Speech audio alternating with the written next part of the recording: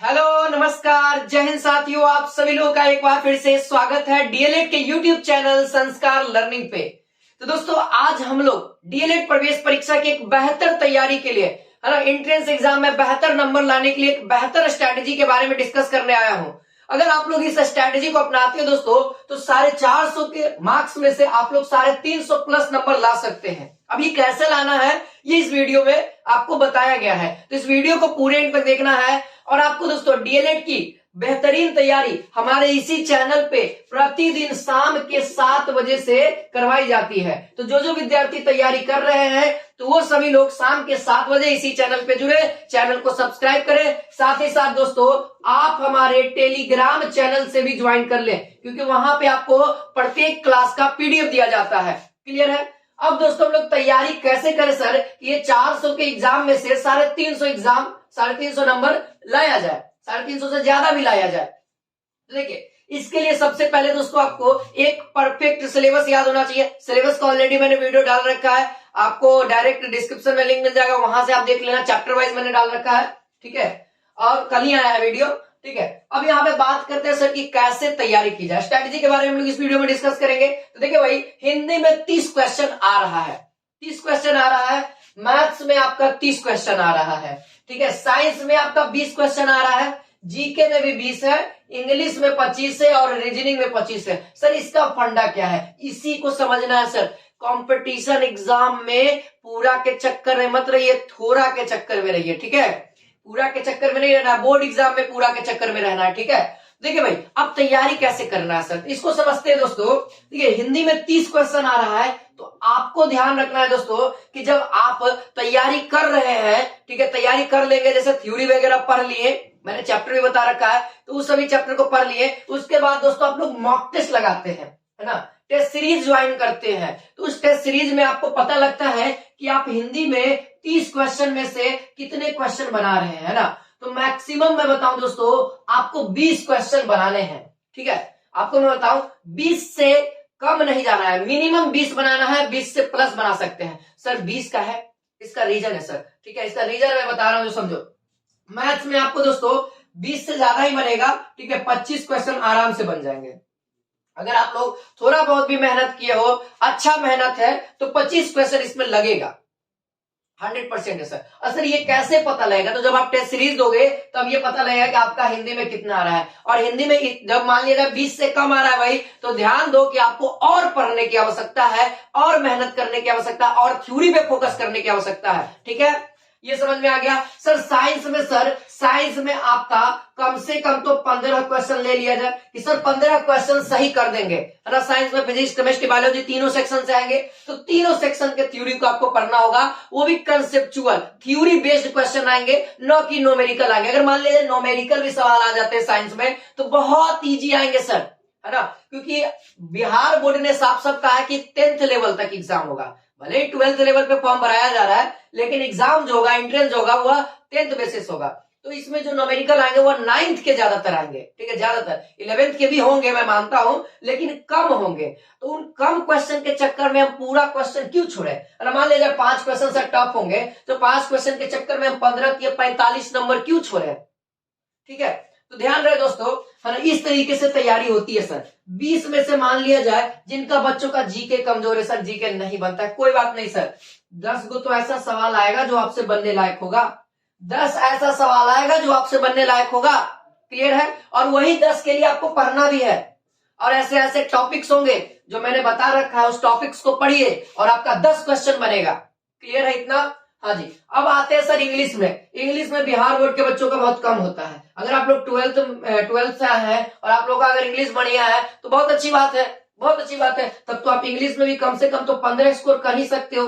जिनका वीक है ना, जिनका बढ़िया है तो और ज्यादा स्कोर करेगा। जिनका वीक है मैं 15 की बात कर रहा हूँ, है ना, टेंस वगैरह पढ़ लेना, है ना, आर्टिकल पढ़ लेना, फिर इसमें आप narration, voice, passage, items and phrase कुछ याद कर लेना, ठीक है, सैनोनिम्स, एंटोनिम्स, तो ये सबसे सवाल आपके एग्जाम में पूछे जाएंगे। तो 15 क्वेश्चन तो सर इंग्लिश में आराम से मार दोगे, 25 में से मैं बात कर रहा हूं, ठीक है। ऐसे 15 क्वेश्चन आपसे बनेंगे जब आप पढ़ के जाइएगा। तब मान लीजिए रीजनिंग, तो रीजनिंग में भी आप घबराने की बात नहीं है, ठीक है। इसमें भी हम मान लेते हैं सर ज्यादा टफ आ गया पेपर, ज्यादा टफ आ गया तो 15 क्वेश्चन ही आप टच करोगे, लेकिन ज्यादा टफ नहीं आएगा इसमें। आप, मैं कहूं अगर आप रीजनिंग अच्छे से कर लेते हो, थोड़ा बहुत अच्छा से, मतलब हर एक चैप्टर को थोड़ा थोड़ा कंसेप्ट जान लेते हो और 20-25 चैप्टर वाइज क्वेश्चन प्रैक्टिस कर लेते हो, तो 25 में से 20 क्वेश्चन टच हो जाएगा आपसे। और ये करेक्ट वाला, इसमें नेगेटिव मार्किंग है, तो जो नहीं पता है उसको छूना भी नहीं है, उसको देखना भी नहीं है, ठीक है। अब सर मान लिया जाए सर कैसे पता लगेगा कि हमको उस क्वेश्चन पे टाइम देना है या नहीं देना। बहुत सारे बच्चे हमको कहते हैं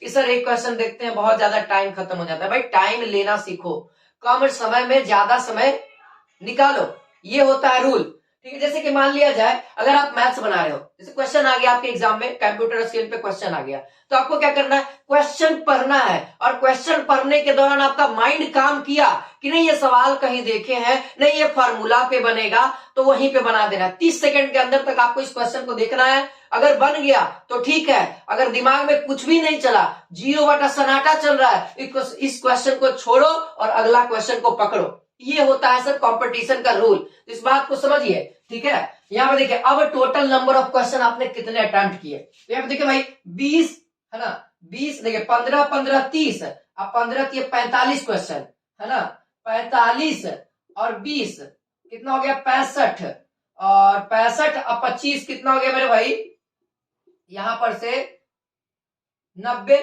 है ना, 90 ये भी हो गया, और ये 10, यानी कि आपने दोस्तों 100 क्वेश्चन टच किए। आपने दोस्तों एकदम मिनिमम बता रहा हूं, एकदम मिनिमम, है ना। जो बच्चे मेनली रूप से थोड़ा बहुत ऊपर ऊपर से पढ़ना चाह रहे हैं, तो ऊपर ऊपर से भी पढ़ने का कुछ तरीका होता है, ठीक है। इन्हें कि कुछ भी पढ़ लिया और एग्जाम में बैठ गए तो भाई सिलेक्शन उससे नहीं होगा, ठीक है। तो यहाँ पे 100 क्वेश्चन अगर आपने किया, हर एक क्वेश्चन का आपको 3 नंबर मिल रहा है, तो बताओ मेरे भाई 300 नंबर आपका ला दिया ना मैंने, 300 नंबर आया ना, 300 नंबर आया ना। अब बताना अगर आप मैथ, अगर आप साइंस से हो तो साइंस आपका 15 को क्वेश्चन बनेगा, फिजिक्स पढ़ के आया हो, केमिस्ट्री पढ़ के आया हो, बायोलॉजी पढ़ के आया हो, तो 15 को क्वेश्चन बनेगा। नहीं सर और बना सकते हैं। मैथ्स में सर 25 क्वेश्चन बनेगा, चलो हिंदी में 30 में से 20 बनाओगे। ये मिनिमम इक्वेशन है जिसमें आप 300 नंबर ला पा रहे हो। अगर और अच्छे से पढ़ते हो और बढ़िया से पढ़ते हो तो सर 300 में तो कुछ भी नहीं है, 350 से भी ज्यादा नंबर लाएंगे हम लोग, है ना। और मैं अगला जो नेक्स्ट वीडियो आएगा उसमें बुक के भी बारे में डिस्कस करूंगा। यहाँ पे थोड़ा बहुत मैं बुक बता देता हूँ कि आपको कौन कौन से बुक को ध्यान देना है, ठीक है। देखिए भाई हिंदी के लिए आपको लूसेंट पढ़ना है, हिंदी और इंग्लिश के लिए अगर आपके पास ऑलरेडी आप लोग 12th पास है, प्रेजेंट है, यानी ताजा ताजा है, तो आप हिंदी और इंग्लिश का आपके पास नोट्स होगा ग्रामर का, है ना, ग्रामर यानी व्याकरण। तो इन दोनों का आपको खुद का पढ़ना, अगर नहीं है भाई मार्केट से खरीद लो, वो किताब आपको आगे भी काम देने वाली है। तो लूसेंट का हिंदी और इंग्लिश का था बेहतरीन किताब है, अगर आप उसको पढ़ लेते हो तो कोई भी इंडिया का जहां पे हिंदी और इंग्लिश पूछा जाता है उसके सवाल आपसे बनेंगे। हाँ लेकिन पढ़ना होगा सर बढ़िया से, ठीक है। मैथ्स के लिए सर आप सागिर अहमद की बुक आती है, उसको आप लोग ले सकते हो क्योंकि आपके एग्जाम में अंक गणित आता है, तो आप सागिर अहमद की बुक लो और अर्थमेटिक एडवांस और पढ़ दो, कंप्लीट कर दो उसको। साइंस के लिए आपको कुछ नहीं, सिंपल सा एक नोट्स की जरूरत पड़ेगी, नोट्स मेरे पास अवेलेबल है, हम फ्री में प्रोवाइड करवा देंगे आपको, ठीक है। तो आपको उसके लिए मैं बुक नहीं कहूंगा, ठीक है, क्योंकि साइंस का लेवल उतना टफ नहीं है। पूछता है निर्वात में प्रकाश की चाल कितनी है, 3 × 10⁸ मीटर पर सेकेंड, ठीक है। पूछता है कि भाई ध्वनि एक कैसी तरंग है, अनुदैर्ध्य तरंग है, इस तरह के सवाल आते हैं भाई, बहुत इजी सवाल आते हैं फिजिक्स से, बायोलॉजी से, केमिस्ट्री से, जो आपसे बन जाए, ठीक है। जीके का लेवल नहीं कहा जा सकता है, जीके कहीं से भी आ सकता है, इसका कोई एग्जांपल नहीं है।